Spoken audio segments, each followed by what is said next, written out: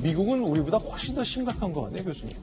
미국이 비단 우리나라뿐만 아니라 전 세계적으로 가장 현재는 심각한 상황에 네. 놓인 국가고요. 그 이유 중에 하나는 미국 같은 경우에 지금 확진자가 굉장히 많거든요. 그러니까 네. 이 이유 중에 하나가 진단검사도 타국에 비해서 철저하게 이루어지지 않고 있고요. 네. 더군다나 최근에는 글쎄요, 이 보건당국의 전문가들의 어떤 조언을 받았겠지만 네. 현재 미국이 항원 진단 키트를 이 감별하는, 그러니까 코로나19에 감염됐는지를 선별하기 위해서 사용하는 건에 대해서 긴급 승인을 했습니다. 그래서 네. 이 건은 코로나19 같은 경우에는 전파력이 굉장히 높고 이 항원 진단 키트는 상대적으로 지금 우리나라나 다른 국가에서 쓰고 있는 유전자 진단법에 비해서 이 감수성이 굉장히 많이 떨어지거든요. 그래서 네. 확진 진단건에 대해서는 쓰면 안 되는데 이걸 사용한다는 얘기는 미국의 상황이 그만큼 안 좋다라는 얘기인 거고 네. 그리고 더군다나 진단 검사를 받는데 비용도 굉장히 상당하고 받더라도 병원에서 치료를 받을 수 없다 보니까 많은 사람들이 진단 검사를 아예 받지를 않아요. 그러니까 그렇기 네. 때문에 지금 전 세계에서 가장 많은 확진자를 나타내고 있는 상황이고요. 그래서 상황은 계속 안 좋다. 그리고 앞으로도 한동안 갈 거다 이렇게 보고 있습니다. 지금 이제 중앙일보 신면 제목을 보면 파우치라는 사람은 결국 대통령에게 곁에서 이 관련된 조언을 했던 책임자 중에 한 사람인데, 그러니까 질병관리본부장도 그러니까 결국 문제는 이제 부통령의 대변인이 확진 판정을 받으면서 같이 회의를 했던 최고의 당국자들 세 사람이 모두 자가격리에 들어가게 된 거죠. 우리 지금 복지부 장관도 자가격리하고 질병관리본부장도 자가격리하고 식약처장도 동시에 세 사람이 자가격리에 들어간 보기 드문 장면이 미국에서 벌어지고 있습니다. 좀 체면을 많이 상했다고 봐야 되는 거죠. 아무래도 그렇죠. 지금 이제 상징적으로 물론 뭐 모든 사람들은 감염에 노출되고 감염이 될 가능성이 있기 때문에 네. 비단 뭐 이 보건당국의 핵심 멤버들이라고 해서 피해갈 수는 없습니다. 그러니까 뭐 그거는 감염될 수도 있다라고 보는 네. 화면에서 보면 하얀색 동그라미로 표시한 세 사람, 트럼프 대통령 곁에 있는 세 사람이 동시에 자가격리에 들어갔다는 내용인데요. 말씀 네. 계속 주시죠. 그런데 그런 핵심 보건 정책을 지금 감독하고 있는 핵심적인 인물들이 자가격리에 들어갔다는 얘기는 아무래도 그만큼 미국의 현 상황이 안 좋고 이거를 대응할 수 있는 시스템 자체가 지금 많이 붕괴되어 있는 상황이다. 이렇게 보시는 게 맞을 것 같습니다.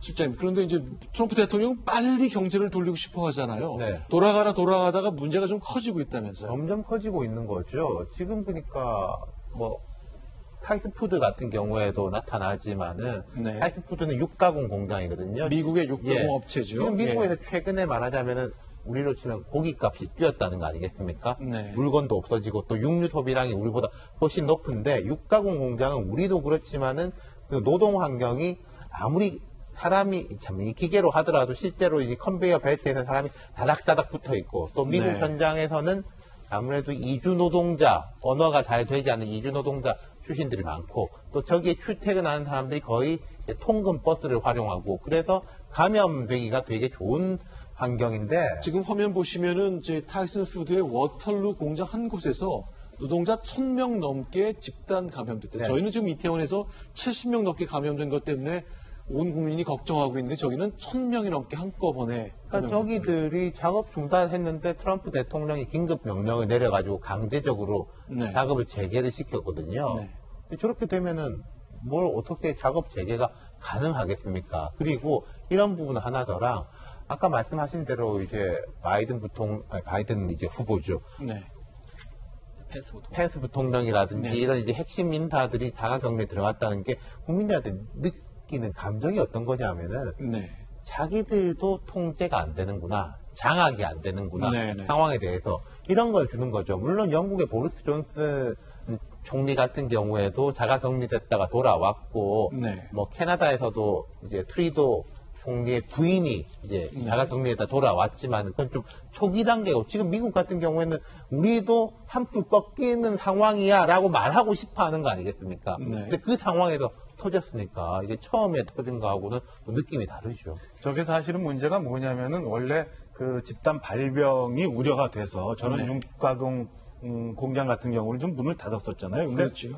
문제는 뭐냐면 트럼프가 아이 방역이냐 경제냐 이런 걸 고민을 하다가 최종 의사결정권자인 트럼프 대통령이 경제가 우선이다라고 해서 육가공 공장, 그다음에 가금류 공장 같은 경우는 긴급 행정명령을 통해서 풀어준 거예요. 풀어주다 보니까 이렇게 대규모 좀 발병이 돼서 문제가 됐는데 그러다 보니까 미국 내 지금 여론조사 기관 퓨 리서치에서 보면은 미국인 68%가 네.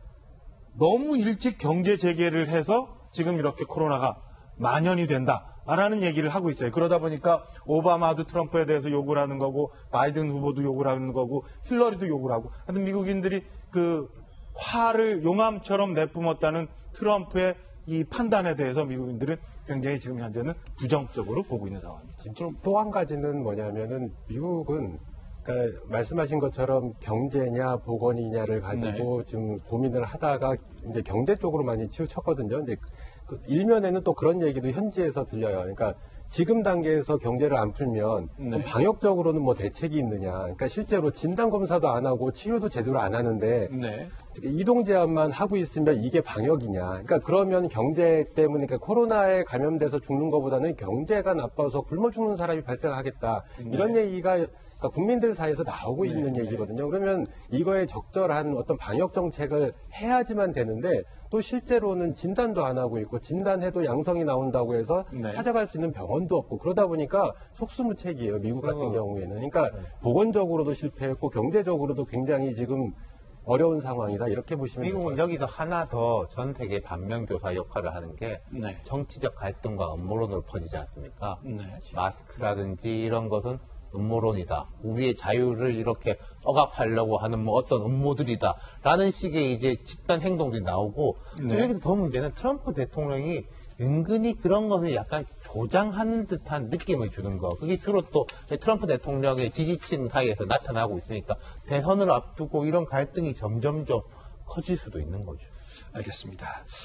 자, 이제 우리도 그렇고 미국도 그렇고 선거 때문에 또 정치 때문에 여러 가지 결정이 왜곡된 것만큼은 막아야 될 텐데 미국에서 들려오는 소식들을 보면 올 11월 대선이 많은 것을 판단을 좀 그르친 것 아닌가 하는 생각을 자꾸 떨치기 어렵게 만드는 상까지 오고 있습니다.